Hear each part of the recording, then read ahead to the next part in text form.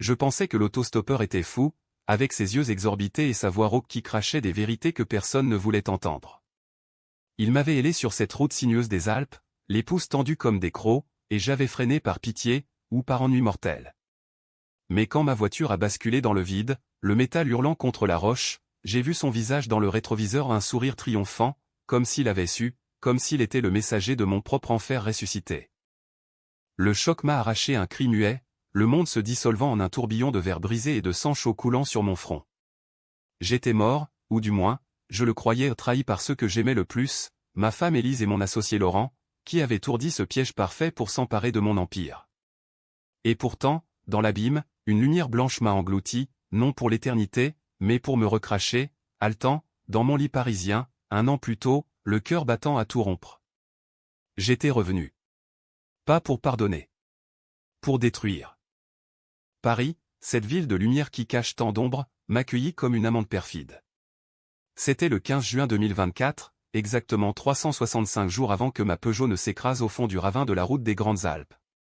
Je me redressais dans mon appartement haussmannien du 7e arrondissement, les draps de soie collés à ma peau moite, et fixais le plafond orné de moulures baroques. Mon reflet dans le miroir de la salle de bain me renvoya un visage que je connaissais trop bien, Pierre Duval, 38 ans, fondateur de Duval Innovation, une start-up en pleine ascension qui valait déjà 100 millions d'euros. Mais ce Pierre-là ignorait encore la trahison qui couvait. Je touchais ma tempe, là où la balle invisible de Laurent avait dû m'atteindre dans ma précédente vie. Oh non, pas une balle, un sabotage ingénieux, les freins trafiqués, un virage forcé par un coup de volant truqué. Élise, ma femme depuis 10 ans, avait versé le poison dans mon verre ce soir-là, un sédatif pour me rendre docile, pendant que Laurent, mon bras droit depuis l'université, pilotait le complot depuis l'ombre. L'heure mobile ? L'argent, bien sûr, mais aussi un secret plus sombre, j'avais découvert leur liaison, et pire, les malversations fiscales qu'ils couvraient ensemble, un réseau de corruption qui impliquait des politiciens haut placés. J'avais menacé de tout révéler. Ils m'avaient fait taire. À jamais, pensait-il. Mais maintenant, j'étais là, vivant, respirant l'air chargé de croissants frais qui montait de la boulangerie en bas. Mon téléphone vibra sur la table de nuit, un message d'Élise. Mon amour, réunion chez Laurent à 10h. Ne sois pas en retard. Bisous. Un bisou empoisonné, déjà. Je souris pour la première fois depuis ma chute, un sourire carnassier, forgé dans les flammes de la mort. La vengeance n'est pas un plat qui se mange froid, en France, elle est un vin millésimé, mûri dans les caves de la rancune, servi avec une lame aiguisée. Je m'habillais d'un costume sur mesure, gris anthracite, comme pour un enterrement le leur, peut-être. En descendant l'escalier de marbre, je croisai Madame Leclerc, la concierge, qui me salua d'un « Bonjour, Monsieur Duval ». Toujours si pressé. Je hochai la tête, mais mon esprit bouillonnait. Dans ma vie antérieure, c'est elle qui avait témoigné contre moi lors de l'enquête bidon, jurant m'avoir vu agiter ce matin-là. Un pot de vin de Laurent, sans doute. Tout le monde avait son prix à Paris. La réunion se tenait dans les bureaux de Duval Innovation, perché au sommet d'un immeuble de verre dans le quartier de la Défense. Laurent m'attendait, son sourire de requin étincelant sous les néons. 35 ans, cheveux gominés, costume italien impeccable, l'incarnation du traître charmant. Pierre, mon vieux. Prêt à signer le partenariat avec les Émirats. Il me serra la main un peu trop fort, ses yeux verts sondant les miens comme pour y déceler une faiblesse. Élise était là aussi, radieuse dans sa robe rouge, ses boucles blondes cascadant sur ses épaules. Elle m'embrassa sur la joue, son parfum de jasmin masquant à peine l'odeur de mensonge. Absolument, répondis-je, ma voix calme comme la Seine partant claire. Mais intérieurement, je revivais la nuit de ma mort, elle, penchée sur moi dans la voiture, murmurant « C'est fini, Pierre. On sera libre » tandis que les roues dérapaient. Laurent riait au téléphone, connecté à un mécanicien corrompu. J'avais tout vu, tout compris trop tard. Aujourd'hui, je jouais leur jeu. Pour mieux les briser. La matinée s'écoula en discours lisses et projections financières truquées.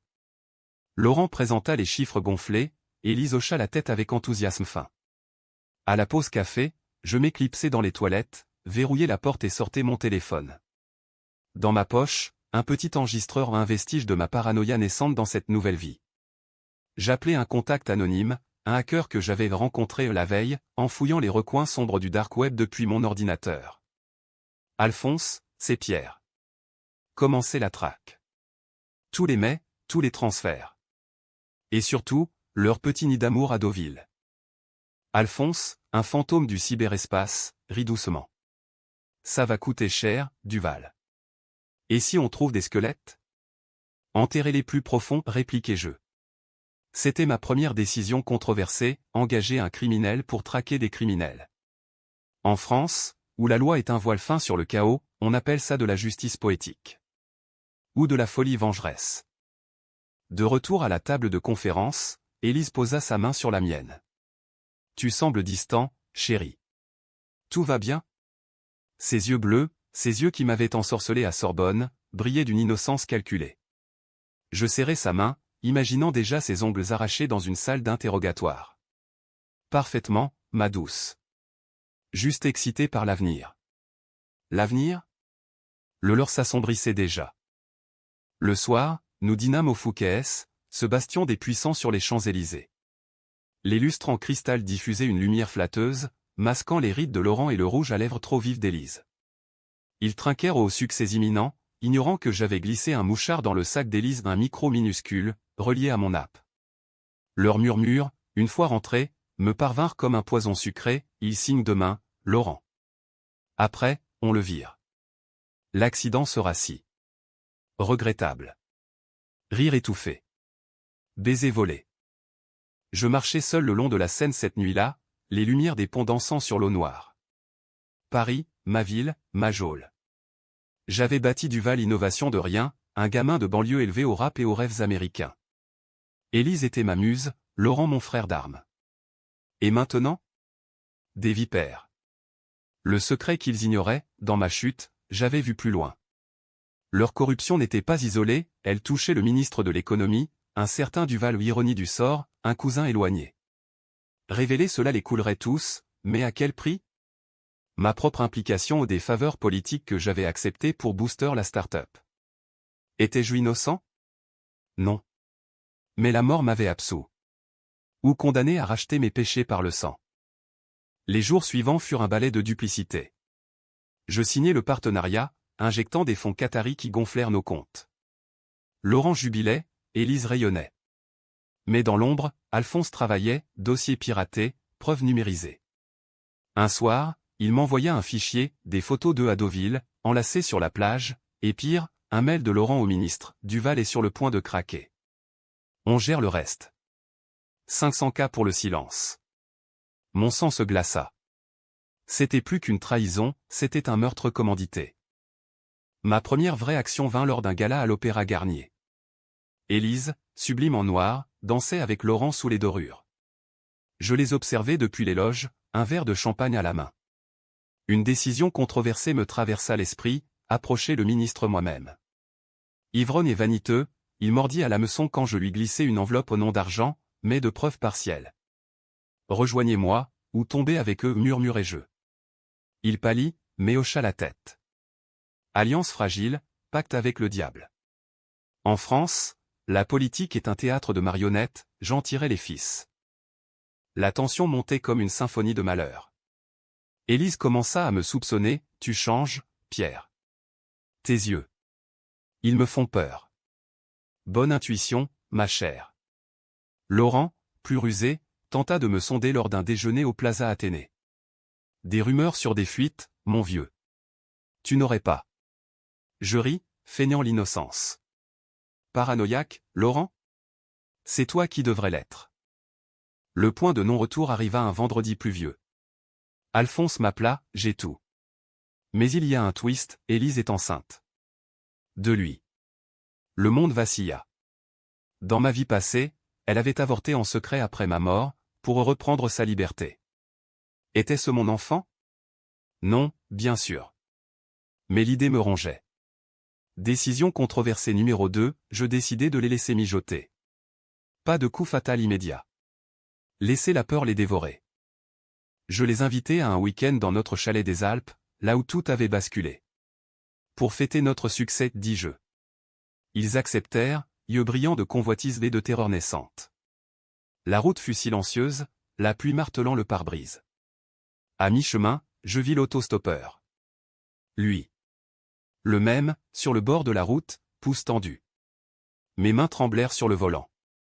Dans ma mort, il avait été le dernier visage avant l'abîme, un SDF aux allures de prophète, marmonnant « La roue tourne, Duval. La roue tourne. » Arrêtons-nous, dis-je soudain. Élise protesta, Pierre, il a l'air dingue. Ironie divine. Je freinai. Il monta, puant la terre mouillée et le vin bon marché. Où vas-tu, l'ami, demandai-je. Ses yeux, injectés de sang, se posèrent sur moi. À ton enfer, Pierre. Ou à ta rédemption. Choisis. Laurent ricana nerveusement. Élise se recroquevilla. Il parla pendant 1 heure, des bribes de folie, des visions de chute, de trahison, de sang sur la neige. Était-il un fou? Ou un écho de mon âme brisée? Quand nous arrivâmes au chalet, il descendit sans un mot, disparaissant dans la brume. Incroyable, murmura Laurent, mais sa voix tremblait. Ce soir-là, autour du feu, je lâchai la première bombe. Je sais tout, dis-je calmement, sortant une tablette avec les preuves. Photos, mais, enregistrement. Élise blêmit, porta la main à son ventre. Laurent bondit, c'est un bluff. Tu n'oserais pas oser quoi? Détruire des vies? Comme vous l'avez fait avec la mienne? Ils nièrent, supplièrent, pleurèrent. Décision controversée numéro 3, je leur offris un choix. Confessez au ministre. Prenez la chute ensemble. Ou je vous pousse moi-même dans le ravin. La nuit fut un cauchemar éveillé. Ils complotèrent dans la chambre d'amis, j'entendais tout via le mouchard. Plan B, me tuer ce soir, simuler un accident de ski. Mais j'étais prêt. À 3 heures du matin, quand Laurent entra dans ma chambre avec une corde, je l'assommai d'un coup de poker chauffé au feu. Élise hurla quand je la traînai dehors, sous la pluie battante. Pourquoi, sanglota-t-elle. Parce que l'amour n'excuse pas le meurtre, répondis-je, la poussant vers la falaise. Laurent, ligoté, crachait des insultes. Le vent hurlait, comme dans mon rêve mortel. Twist, au bord du précipice, Élise avoua, l'enfant. C'est le tien, Pierre. J'ai menti pour te briser. Mensonge? Vérité? Mon cœur se déchira. Dans ma vie passée, aucun enfant. Était-ce le destin réécrit? Je reculai. Pas de meurtre. Pas ce soir. Au lieu, j'appelai la police alpine, preuve en main. Ils furent arrêtés à l'aube, le ministre avec. Procès retentissant, corruption, tentative de meurtre. Paris bruissa de scandale. Duval Innovation survécut, racheté par des alliés loyaux. Quant à moi, je quittai la ville pour les vignes de Bordeaux, un verre de Saint-Émilion à la main.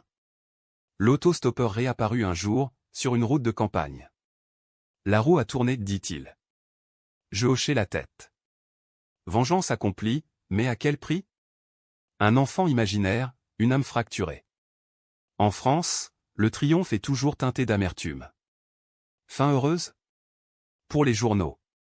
Pour moi, une renaissance solitaire.